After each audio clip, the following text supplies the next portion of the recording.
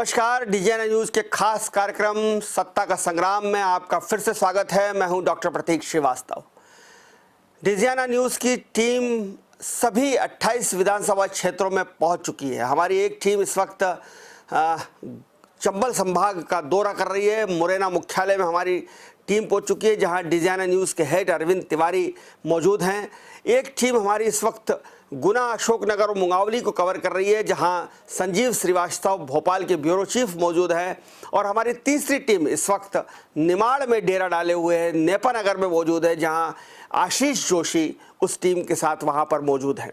चप्पे चप्पे पर डीजीएनए न्यूज़ की खबर है, नज़र है, और हम आपको बताएंगे कि सत्ता का जो ये संग्राम चल रहा है ये किस मुकाम तक पहुंचा। जो 28 विधानसभा के उपचुनाव होने जा रहे हैं, वो उपचुनाव में ज़मीनी रिपोर्ट्स क्या है, ग्राउंड लेवल की रिपोर्ट्स क्या है, और ज़ीरो ग्राउंड से अगर हम बात करें तो इस वक्त भाजपा और कांग्रेस के बीच में मुकाबला किस तरह चल रहा है। आज हमारे न्यूज़ हेड अरविंद तिवारी ने मध्य प्रदेश के पूर्व मुख्यमंत्री और कांग्रेस के सबसे बड़े लीडर कमलनाथ से बातचीत की, और इस एक्सक्लूसिव बातचीत में कमलनाथ का आत्मविश्वास, कमलनाथ की साफगोई और कमलनाथ का बॉडी लैंग्वेज ये बता रही थी कि भले ही कितने ही विधायक चले जाएं, उन्हें उसकी परवाह नहीं है, क्योंकि वो ये चुनाव जिसको मैं कह रहा हूं कि ये मिनी आम चुनाव है, ये मिनी उपचुनाव जो हो रहे हैं, ये महा उपचुनाव जो हो रहे हैं, इसको वो जनता के भरोसे लड़ रहे हैं। अरविंद जी, आज आप जब कमलनाथ से मिले तो उनकी बॉडी लैंग्वेज, उनकी बातचीत करने का तरीका ये बता रहा था कि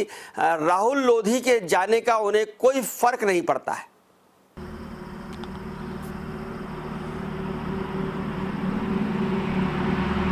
वॉइस चली गई। अरविंद जी, आपको मेरी आवाज सुनाई दे रही है? जी प्रतीक जी मैं सुन रहा हूँ। मैंने आपसे कहा कि जब आप कमलनाथ से आज सुबह आपने मुलाकात की भोपाल में, तो उनकी जो बॉडी लैंग्वेज थी और जो उनका आत्मविश्वास था, जिस तरह से उन्होंने कहा कि कौन सी 2 सीटें हैं जो भाजपा जीत सकती है, तो ये बॉडी लैंग्वेज देख के मुझे ऐसा लगा कि उन्हें राहुल लोधी के जाने का कोई फर्क नहीं पड़ा है। प्रतीक जी, मेरी जो बात हुई आज कमलनाथ से,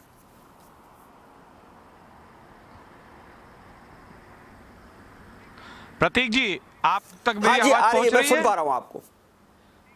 प्रतीक जी, आज जब मेरी सुबह कमलनाथ से मुलाकात हुई तो वो आत्मविश्वास से भरे हुए दिखे।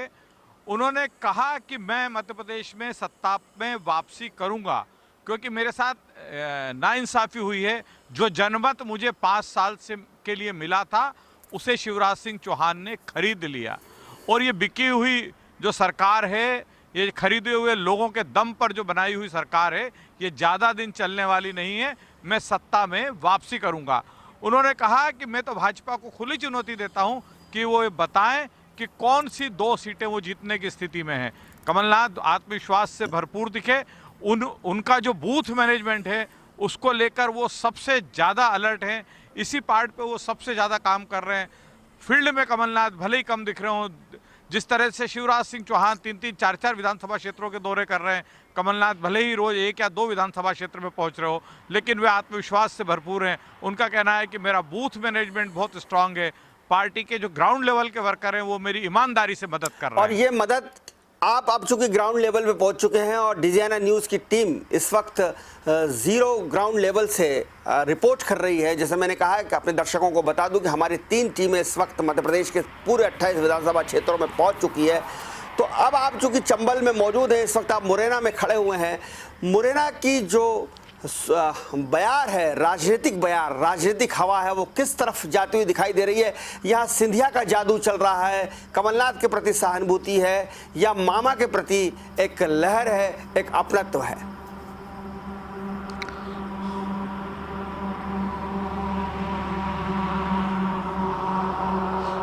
प्रतीक जी, इस समय मैं ग्वालियर से मुरैना के रास्ते रहट गांव में हूं, और जो प्रारंभिक चर्चा मेरी ग्वालियर चंबल संभाग के लोगों से हुई है, उसके मुताबिक ग्वालियर चंबल में चुनावी द्वंद्व किसी के लिए भी आसान नहीं है। हम यदि जिला मुख्यालय मुरैना की मुरैना सीट की बात करें, मुरैना सीट जो है वहाँ पे त्रिकोणीय मुकाबला है। कांग्रेस के राकेश मवई, बीएसपी के राम प्रकाश राजौरिया और भाजपा के भी जो तीसरे उम्मीदवार है गुर्जर समुदाय से ही ताल्लुक रघुराज रखते हैं। सिंह कंसाना, रघुराज कंसाना, इन तीनों के बीच में कड़ा मुकाबला है। और जिस तरह से यहाँ पे गुर्जर मतों का विभाजन हो रहा है, जो प्रारंभिक चर्चा में मेरे को यहाँ के लोगों ने बताया कि गुर्जर मतों का, क्योंकि रघुराज कंसाना और राकेश मवई दोनों गुर्जर समुदाय से ताल्लुक रखते हैं, और जिस तरह से गुर्जर समुदाय के मतों का विभाजन हो रहा है, कहीं ना कहीं आज की स्थिति में उसका फायदा बहुजन समाज पार्टी के उम्मीदवार रामप्रकाश राजौरिया को मिलता दिख रहा है। रामप्रकाश राजौरिया पिछला चुनाव आम आदमी पार्टी के उम्मीदवार के रूप में यहाँ से चुनाव लड़े थे, लेकिन इस बार वो बहुत अलग स्थिति में है। बताते हैं कि चुनाव हारने के बाद भी वो क्षेत्र में लगातार सक्रिय रहे, लोगों से उनके संबंध बने रहे, लोगों के सुख दुख में काम आते रहे, राजनीतिक आयोजनों में उनकी भागीदारी रही। तो बहुजन समाज पार्टी ने यहाँ पर कांग्रेस और भाजपा दोनों की नींद उड़ा रखी है। दूसरा इंपॉर्टेंट फैक्टर जो मैं बताना चाहूँगा कि ग्वालियर चंबल संभाग पर भारतीय जनता पार्टी कितना ज़्यादा कंसंट्रेट कर रही है कि अगले कल के बाद ज्योतिरादित्य सिंधिया के ज़्यादातर दौरे ग्वालियर चंबल संभाग में होना है। भारतीय जनता पार्टी के प्रदेश अध्यक्ष वी.डी. शर्मा भी 1-2 दिन बाद ग्वालियर में ही डेरा डाल देंगे। केंद्रीय मंत्री नरेंद्र सिंह तोमर जो है वो यहाँ के इलेक्शन मैनेजमेंट पे लगे हुए हैं, लोगों की जो नाराजी है पार्टी के नेताओं की उसको दूर करते हुए वो यहाँ के इलेक्शन मैनेजमेंट में लगे हुए हैं। कांग्रेस की अगर हम बात करें तो कांग्रेस कल यहाँ सचिन पायलट को उतार रही है, और सचिन पायलट को मैदान में लाने के पीछे कांग्रेस का मकसद जो है भिंड और मुरैना जिले के जो गुर्जर बहुल इलाके हैं और जो गुर्जर समाज के वोट हैं उनको अपने पक्ष में करने की एक कवायद है।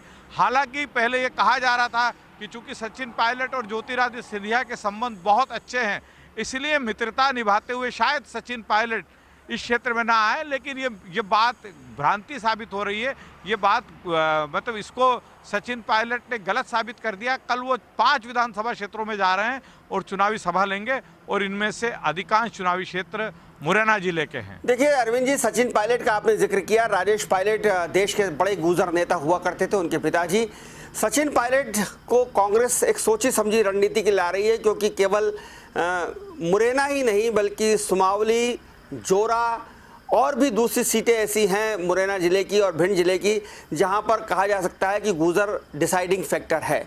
और ये गुर्जर किसके साथ जाएगा, क्योंकि ये राजस्थान से लगा हुआ बॉर्डर भी है जहां सचिन पायलट का प्रभाव रखता है, और सचिन पायलट जो है वो गुर्जरों की राजनीति करते रहे हैं। मुद्दे की बात यह है कि कल हमको ये नज़र रखनी पड़ेगी, अरविंद जी आप भी वहाँ रहें तो सचिन पायलट की भाषण पर नज़र रखिए कि सचिन पायलट अपना भाषण एक औपचारिक भाषण देते हैं या उस भाषण में अपने मित्र ज्योतिरादित्य सिंधिया पर वो कितना तीखा हमला करते हैं। ये इस बात पर निर्भर करेगा कि उनकी बॉडी लैंग्वेज क्या है और उनकी जो भाषण है वो सिंधिया को घेरने वाला है या केवल एक रस्म अदायगी है, ये देखने वाली बात होगी। बिल्कुल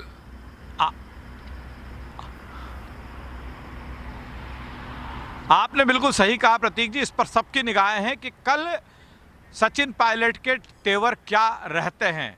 आज मेरी जो प्रारंभिक चर्चा यहाँ अभी लोगों से हो रही है, कल सचिन पायलट की सभा में ये माना जा रहा है, मतलब कांग्रेस को एक ऑक्सीजन मिल सकता है सचिन पायलट की सभा से। इंतजार है उनकी सभाओं का, लेकिन उनका रुख क्या रहता है, क्योंकि मुरैना जिले के गुर्जर समाज के 2 बड़े नेता रुस्तम सिंह भारतीय जनता पार्टी के, एदल सिंह कंसाना जो सुमावली से चुनाव लड़ रहे हैं वो भारतीय जनता पार्टी के उम्मीदवार के रूप में चुनाव लड़ रहे हैं। तो ऐसे में कांग्रेस गुर्जर समाज के वोटों में कितनी सेंध लगा सकती है, इसका इंतजार सबको है कि कल सचिन पायलट के तेवर किस तरह से रहते हैं। वो अपने मित्र ज्योतिरादित्य सिंधिया के खिलाफ बरसते हैं या महज पार्टी के निर्देश पर औपचारिकता के निर्वहन के लिए यहाँ आ रहे हैं। देखिए एदल सिंह कंसाना के भतीजे बसपा से भी उम्मीदवार हैं अंबा सीट से, तो वो भी एक कहना होगा कि जो सुमावली का एक गांव है वहाँ के रघुराज कंसाना भी हैं, वहाँ के एदल सिंह भी हैं, और वहीं से कोई उसी गांव से जो है राजनगर से एदल सिंह के भतीजे भी बसपा के उम्मीदवार हैं।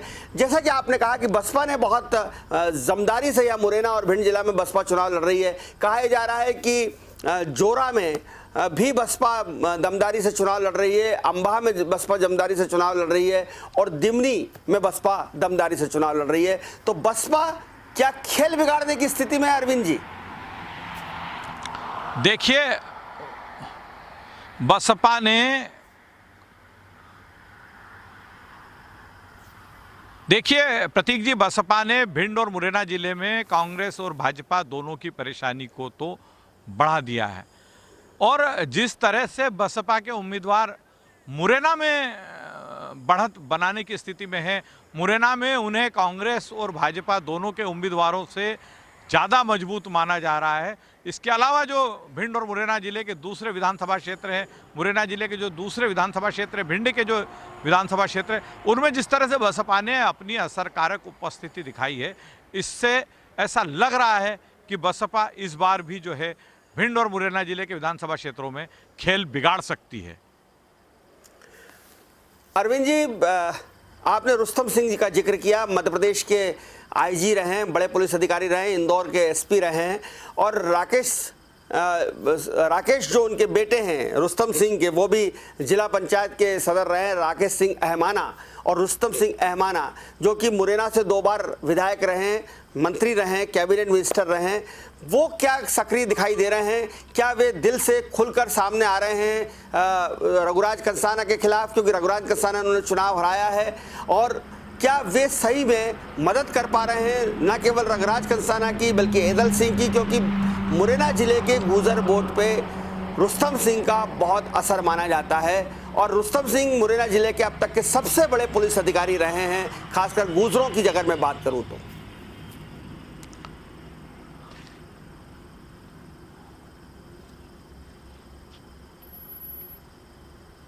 अरविंद जी। प्रतीक जी, रुस्तम सिंह प्रशासनिक सेवा से, पुलिस की सेवा से राजनीति में आने के बाद 2 बार विधायक रह चुके हैं, 1 बार चुनाव हारे, और पिछली बार पार्टी ने उन्हें टिकट नहीं दिया था।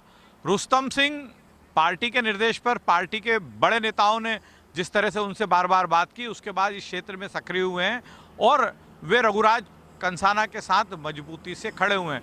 लेकिन देखना यह है कि रुस्तम सिंह की बात को इस क्षेत्र की जनता कितनी तवज्जो देती है, क्योंकि इस बार जो है मुरैना विधानसभा क्षेत्र में दोनों कांग्रेस और भाजपा दोनों के उम्मीदवार गुर्जर समाज से हैं, और इनके बीच में जो मतों का विभाजन होना है उससे रुस्तम सिंह किस हद तक भाजपा के पक्ष में रोक पाते हैं, इस पर सबकी निगाहें हैं।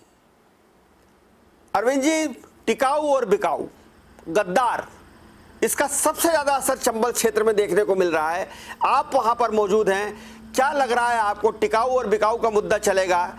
क्या लोग सिंधिया को साथ, जो कांग्रेस के लोगों ने सिंधिया के साथ जो गद्दारी का टेक जोड़ा है, क्या वो टेक लोगों की, आम आदमी के गले उतर रहा है, या आज भी महाराज सिंधिया की छवि है? क्योंकि ज्योतिरादित्य सिंधिया ने कई सभाओं में कहा है कि ये चुनाव भाजपा का नहीं है, ये चुनाव कांग्रेस का नहीं है, ये चुनाव महाराज सिंधिया का है। तो वह महाराज सिंधिया का मुद्दा है, गद्दार का मुद्दा है, टिकाऊ या बिकाऊ का मुद्दा है? आप क्या महसूस कर रहे हैं?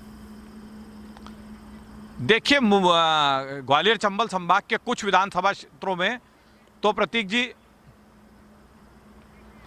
जी ग्वालियर चंबल संभाग के कुछ विधानसभा क्षेत्रों में तो बिकाऊ बनाम टिकाऊ का मुद्दा बिल्कुल चर्चा में है और इसका असर होता दिख रहा है। 2 विधानसभा क्षेत्रों का मैं आपसे जिक्र करना चाहूँगा, अंबा और करेरा। यहाँ तो स्पष्ट तौर पर बिकाऊ बनाम टिकाऊ का जो मुद्दा है वो असरकारक होता दिख रहा है। हम ग्वालियर चंबल संभाग के दूसरे विधानसभा क्षेत्रों की बात करें तो निश्चित तौर पर सिंधिया घराने के प्रति यहाँ के लोगों में आज भी एक श्रद्धा का भाव है, और उसी भाव को भुनाने के लिए, चूंकि ये चुनाव ज्योतिरादित्य सिंधिया के लिए प्रतिष्ठा का प्रश्न बना हुआ है, इसलिए उसी भाव को भुनाने के लिए वे बार बार कह रहे हैं कि चुनाव न कांग्रेस का है न भाजपा का है, ये चुनाव महाराजा सिंधिया का है। आप महाराजा सिंह, वो उनका स्पष्ट मत है।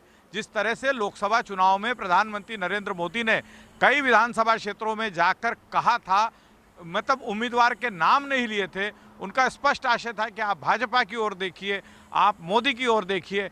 वैसे ही इस बार ग्वालियर चंबल संभाग के कई विधानसभा क्षेत्रों में ज्योतिरादित्य सिंधिया इस बात को स्पष्ट रूप से रेखांकित कर रहे हैं।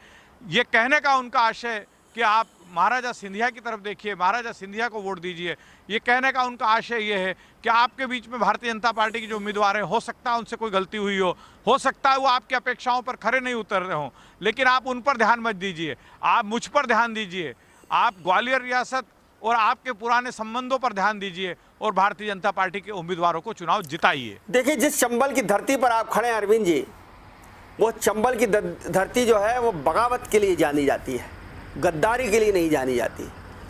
बड़े माधवराव सिंधिया ने भी कांग्रेस से बगावत करके खुद की पार्टी बनाई थी और आज फिर वही मुद्दा है, बगावत मंजूर है मगर गद्दारी मंजूर नहीं है। क्या मुरैना की जनता, क्या चंबल के बिहाड़ों की जनता जो बागियों को समर्थन करती आई है, ये सहन कर पाएगी, ये स्वीकार कर पाएगी कि उनके महाराज को लोग गद्दार कहें?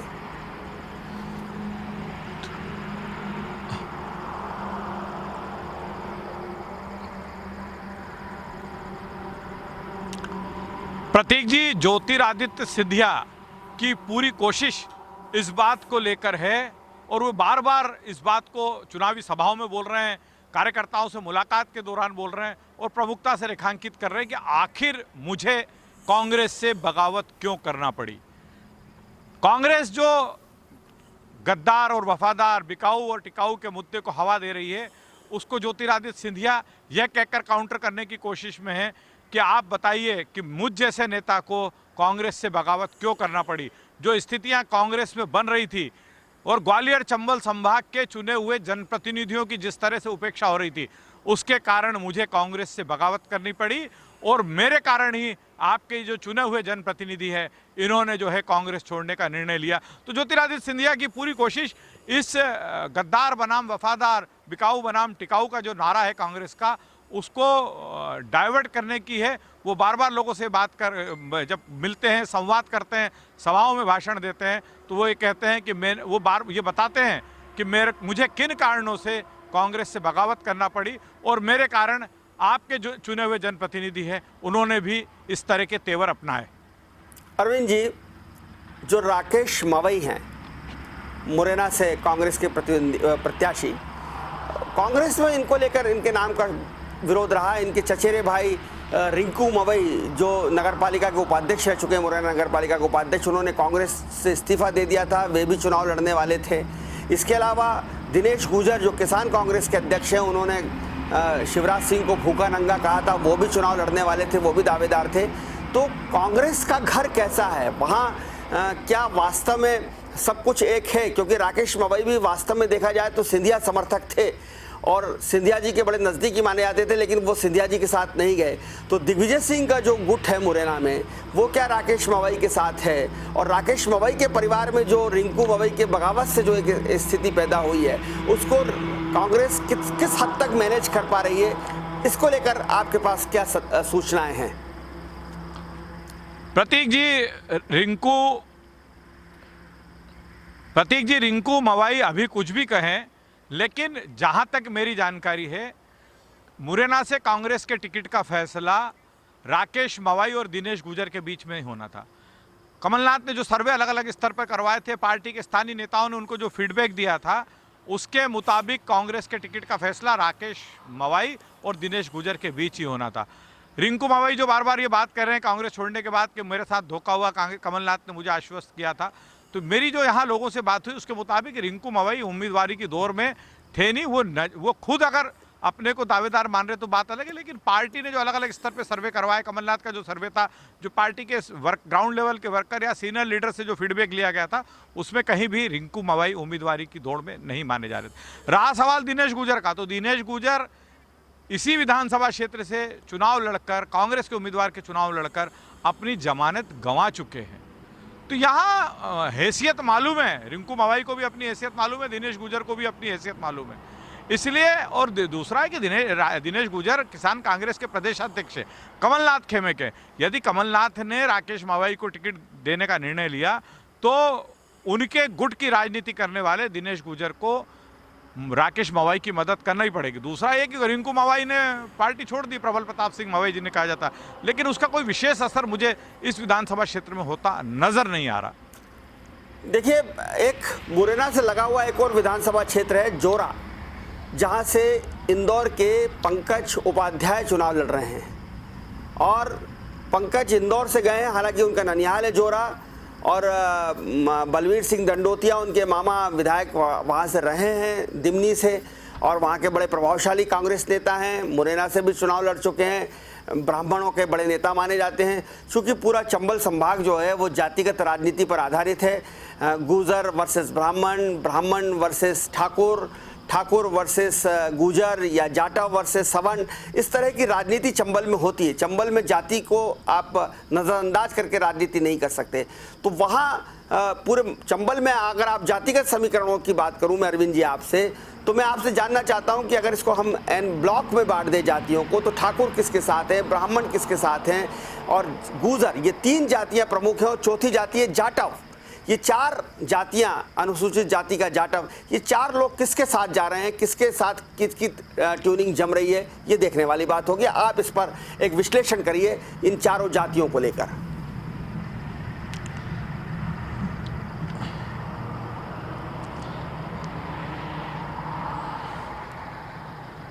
देखिए प्रतीक जी, जो समीकरण मुझे यहाँ नजर आ रहे हैं उसमें मुझे लगता है कि जातियों के वोटों का विभाजन राजनीतिक दलों के बजाय उम्मीदवारों के स्तर पर ज्यादा होता दिख रहा है। ये जोरा से, आपने जोरा का जिक्र किया, जोरा से पंकज उपाध्याय मैदान में हैं, उनके सामने सूबेदार सिंह राजोदा मैदान में हैं।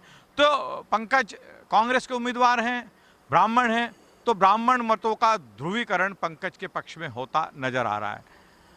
सूबेदार सिंह राजपूत हैं तो उनके पक्ष में राजपूत वोटों का विभाजन नजर आ रहा है। अब इन दोनों से इतर जो वोट हैं, इन दोनों से जो इतर वोट हैं, चाहे वो गुजरों के वोट हो इस विधानसभा क्षेत्र में, या जाटवों के वोट हो या वैश्यों के वोट हो, उस पर सब कुछ निर्भर करेगा, क्योंकि जातिगत वोटों का विभाजन तो उम्मीदवारों के मान से हो जाएगा। इसीलिए कांग्रेस और भारतीय जनता पार्टी ने भिंड और मुरैना जिले में टिकट देते समय जातिगत समीकरणों को बहुत तवज्जो दी।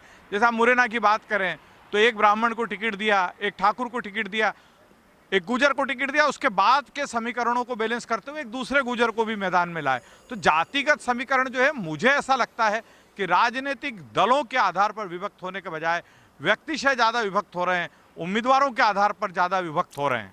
देखिए अरविंद जी, एक कुशवाहा वोट भी वहाँ काफ़ी मायने रखते हैं और लोधी वोट के लिए ही राहुल लोधी या प्रद्युम्न लोधी या उमा भारती और प्रहलाद पटेल, और कुशवाहा वोट के लिए मध्य प्रदेश सरकार के मंत्री भारत सिंह कुशवाहा वहाँ लगे हुए हैं। वही जो है वो कुशवाहा वोटों को साधने के लिए हिना कावरे जो विधानसभा की उपाध्यक्ष थी उनको मैदान में उतारा गया है। तो केवल हम सोचें कि केवल क्षत्रिय, ब्राह्मण या गुर्जर या अनुसूचित जाति के जाटव वोट से काम हो जाएगा तो नहीं चलेगा। कुशवाहा और लोधी वोट भी डिसाइडिंग फैक्टर कभी भी साबित हो सकते हैं। और मुरैना नगर की बात में करूं, मुरैना विधानसभा सीट की बात करूं, तो यहाँ वैश्य समाज का भी काफी दबदबा रहा है और वैश्य समाज के लोग भी चुनाव जीतते रहे हैं। प्रतीक जी, मुरैना में वैश्य समुदाय के लोगों का बाहुल्य है और इसीलिए वहां रघुराज कंसाना का पक्ष मजबूत करने के लिए भारतीय जनता पार्टी ने मध्य प्रदेश के लघु सूक्ष्म मध्यम उद्योग मंत्री ओम प्रकाश सकलेचा को तैनात कर रखा है, जो स्वयं वैश्य समुदाय से। रही बात कुशवाहा समाज की, तो कुशवाहा समाज का ग्वालियर जिले के विधानसभा क्षेत्रों, ग्वालियर शहर के दोनों विधानसभा क्षेत्रों, डबरा में तो असर है, लेकिन भिंड और मुरैना विधानसभा क्षेत्रों में कुशवाहा समाज का ज्यादा असर नहीं है। हाँ, सुमावली विधानसभा क्षेत्र में कुछ असर है। इसी तरह आपने लोधी समाज के वोटों की बात की, तो लोधी समाज के वोटों का असर शिवपुरी जिले के पोहरी विधानसभा क्षेत्र में है, लेकिन भिंड और मुरैना जिले में लोधी समाज के वोटों का उतना असर नहीं है। लेकिन जातिगत समीकरणों को साधने के लिए और उनको ज़्यादा से ज़्यादा अपने पक्ष में करने के लिए दोनों पार्टियों ने इन जातियों के जो बड़े नेता हैं उन्हें यहाँ तैनात कर रखा है। छत्तीसगढ़ के कई बड़े नेता हैं तैनात किए हैं भारतीय जनता पार्टी ने और कांग्रेस ने, और उन्हें ब्राह्मण बहुल क्षेत्रों में जिम्मेदारी सौंपी गई। इसी तरह जैसे मैंने आपसे कहा कि कल सचिन पायलट आ रहे हैं, तो सचिन पायलट जो है गुर्जर मतों को साधने के लिए सचिन पायलट का ये दौरा तय किया गया है। अरविंद जी, ये चंबल की धरती है और यहाँ जिन चीज़ों का बहुत महत्व है वो है घर के आगे हैंडपंप लग जाए, आपको बंदूक का लाइसेंस मिल जाए और आपके घर के बाहर एक भैंसिया यानी एक भैंस बंदी हो। ये चंबल है और चंबल में इन 3 चीज़ों का बड़ा महत्व है। आपका रसूख इस बात से तय होता है कि आपके पास कितनी बंदूकें हैं, आपके घर के आगे हैंडपंप लगा है या नहीं। और लोग इस बात से नाराज हो जाते हैं कि आपने फलाने के घर के सामने हैंडपंप लगा दिया, हमारे घर के सामने हैंडपंप नहीं खुदवाया। तो ये छोटे छोटे मुद्दे मध्य प्रदेश की राजनीति को प्रभावित करेंगे, क्योंकि ये चंबल है, यहाँ लोग मुंह पर बोलते हैं, सामने बोलते हैं, बेरोजगारी का आलम है। लेकिन मध्य प्रदेश सरकार ने हाल ही में जो 5000 पुलिस कर्मियों की भर्ती का विज्ञापन निकाला है अरविंद जी, वो इसलिए निकाला है कि चंबल के लोग पुलिस और सेना में भर्ती होना पसंद करते हैं और लंबे समय से पुलिस की भर्ती बंद होने से चंबल के नौजवानों में कहीं ना कहीं असंतोष था। तो ये भर्ती का विज्ञापन आ गया है और इसमें अभी वही पुराना 27% ओबीसी वाला फार्मूला चल रहा है। तो क्या इसका लाभ भारतीय जनता पार्टी को मिलेगा? प्रतीक जी, बिल्कुल आपने सही कहा। ये चंबल का पानी है, बार बार ये बात उठती है कि ये चंबल का पानी है। यहाँ के जो चुने हुए जनप्रतिनिधि थे, भारतीय जनता पार्टी का एक नुकसानदायक पक्ष, एक कमजोर पक्ष ये भी है कि जो भिंड और मतलब कांग्रेस के टिकट पर जो जनप्रतिनिधि चुने गए थे वो जनता की अपेक्षा पर खरे नहीं उतरे। छोटे छोटे कामों को उन्होंने अनदेखा किया। अपने विधानसभा क्षेत्र की जनता से उन्होंने संवाद तोड़ लिया और उसी का नतीजा था कि ये लोग जब अब भारतीय जनता पार्टी के टिकट पर उम्मीदवार बने हैं तो ये इन्हें परेशानी का सामना करना पड़ता है। जनता पूछ रही है कि आप 15 महीने के अपने कार्यकाल में आपने कभी हमारी सुध नहीं ली, हमारी छोटी छोटी समस्याओं का निदान नहीं किया और अब आप भारतीय जनता पार्टी के उम्मीदवार के रूप में हमारे से मत की अपेक्षा रख रहे हैं। जब आपने हमारी मदद नहीं की, हमारी बात, और आपने बिल्कुल सही कहा कि यहाँ छोटे छोटे मुद्दे के घर के सामने हैंडपंप लगवा दीजिए, हमें बंदूक का लाइसेंस दिलवा दीजिए, हमारे परिवार के किसी एक सदस्य को नौकरी दिलवा दीजिए। ये बहुत छोटे छोटे मुद्दे रहते हैं। हमारा राजस्व का काम, हमारा नामांतरण बंटवारे का काम लंबे समय से अटका हुआ।